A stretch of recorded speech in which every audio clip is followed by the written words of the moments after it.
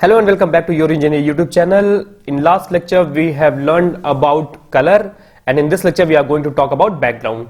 So if you want to give some theme to your website, if you want to give some color to your website, if you want to give some images to your website, how can you give it and how can you make more aesthetic, more user friendly? Let's study it here. Let's learn it here. So let's say I want a theme for a light blue theme for my whole website. So for that I have to give my styling one body, because body is consisting of the whole website screen. So now I'll start my selector as body.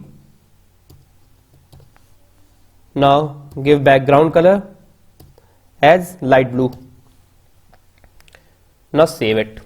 Once I save it, you can see the color of background has changed into light blue.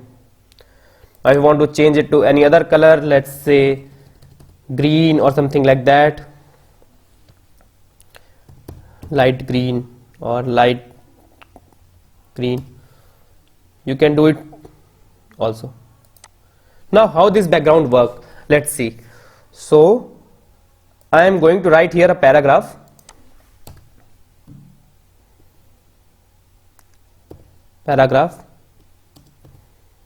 In which I am going to write in H1, hi, I am from Your Engineer. Now save it.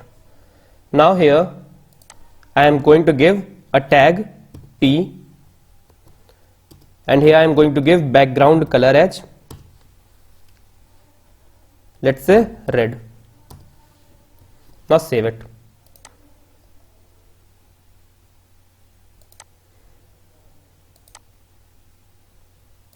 Now so it doesn't work. Why it doesn't work? It is the problem of selector. We'll talk about this in our later video where we are going to talk about selectors and how their preference work. So here I am going to give the tag as H1, the exact thing.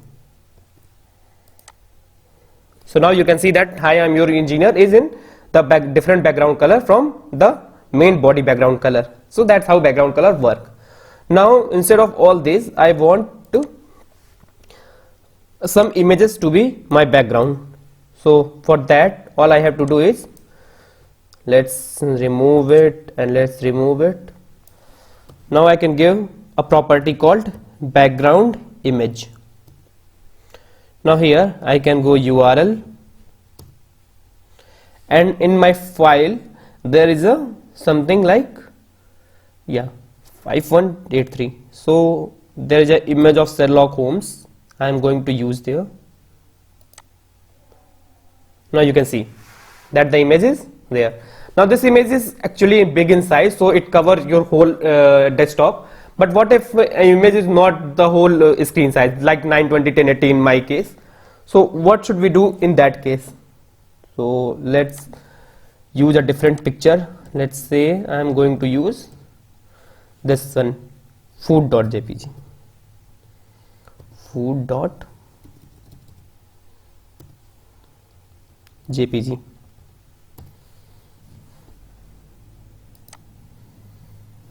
So you can see that it repeats itself in X direction and also in Y direction. Now how we change it? We can give another property called background position, background repeats, and I can give repeat X. If I give repeat X, it will only repeat into X direction. If I will give repeat to Y, it will repeat in Y direction. Now if I give here no repeat,